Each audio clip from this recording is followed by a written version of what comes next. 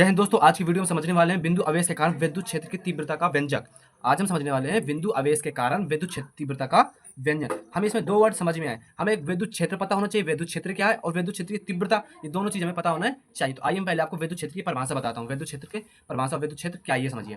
विद्युत क्षेत्र क्या है? बिंदु आवेशों के चारों ओर, किसी कोई बिंदु है उसके चारों ओर आवेश के चारों ओर का वह क्षेत्र जहां पर किसी परीक्षण आवेश को लाने एवं लाके उसके आकर्षण तथा प्रतिकर्षण बल का अनुभव होता है, उसी को हम विद्युत क्षेत्र कहते हैं। समझिए, जैसे कोई वो है, इसमें आवेश, ठीक है, आवेश के चारों ओर का वह क्षेत्र, चारों ओर का वह क्षेत्र जिसमें एक परीक्षण आवेश को हम क्यू जीरो से व्यक्त करते हैं, इसे क्यू नॉट कहते हैं, ठीक है। आवेश को कहते हैं, इसको परीक्षण आवेश कहते हैं, ठीक है। इसको हम परीक्षण आवेश कहते हैं। क्या कहते हैं? परीक्षण आवेश कहते हैं।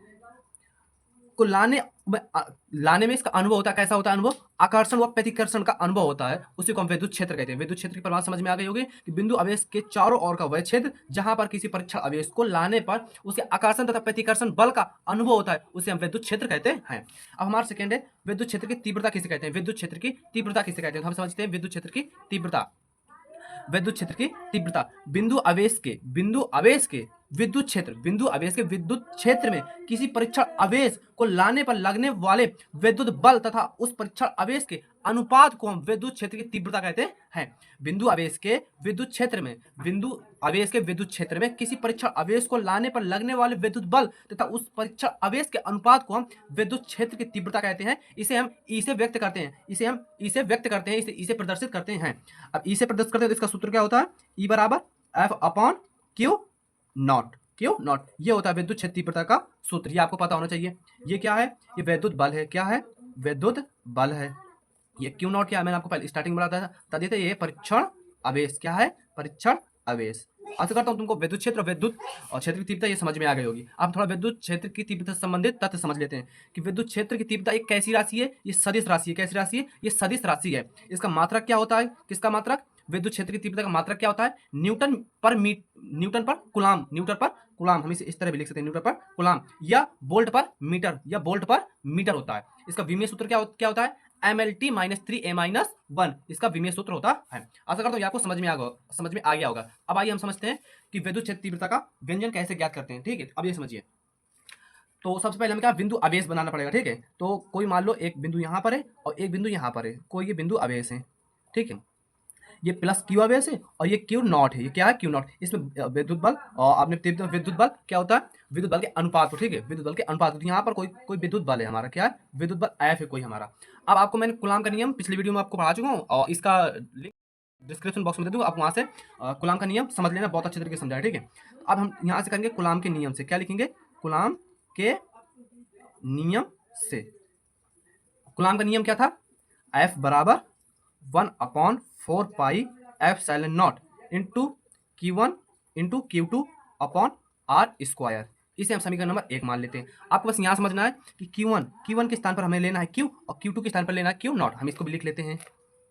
F बराबर 1/4 पाई एप्सिलॉन नॉट। Q1 के स्थान पर क्या आ जाएगा? Q प्लस का Q, और Q2 के स्थान पर आ जाएगा Q naught upon r square.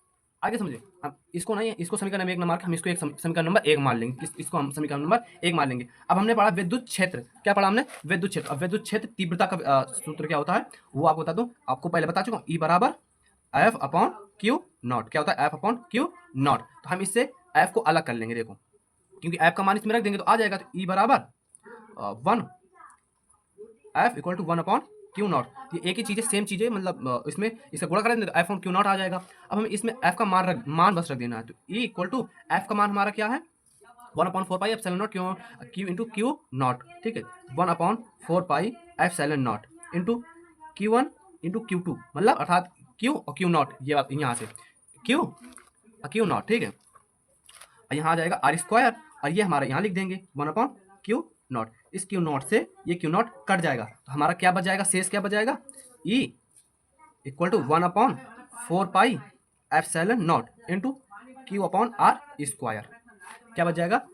ये हमारा निकल आया विद्युत क्षेत्र तीव्रता का व्यंजक का सूत्र। ठीक है, अब ये आपको याद होना चाहिए, तभी आप अच्छी स्थिति पर, अनिच्छी स्थिति पर आगे मैं आपको पढ़ाऊंगा, वहां से आप ये कर पाएंगे। यदि याद नहीं होगा तो आप ये कर नहीं पाएंगे।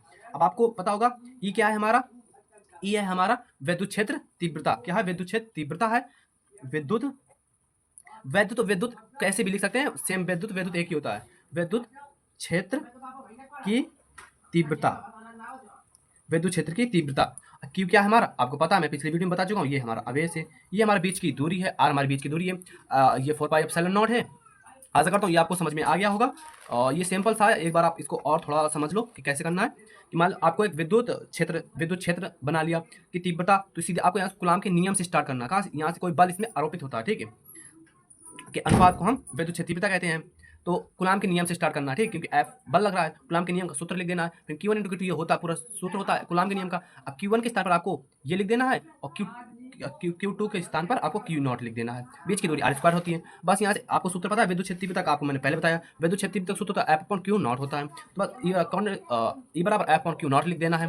फिर यहाँ से 1 को अलग कर लेना, मतलब F को अलग कर लेना, इसके बगल में एक होता ही है, ठीक है, इसको अलग कर लेना है। बस F का यहाँ मान रख देना है। फिर यहाँ से Q0 को Q0 काट देना। फिर E बराबर 1/4πε0 इंटू Q/r²। आ गया, आपको सिद्ध हो गया। आशा करता हूँ ये वीडियो आपको समझ में आ गया होगा। अब हम मिलेंगे नेक्स्ट वीडियो में। जब तक के लिए जय हिंद, वंदे मातरम।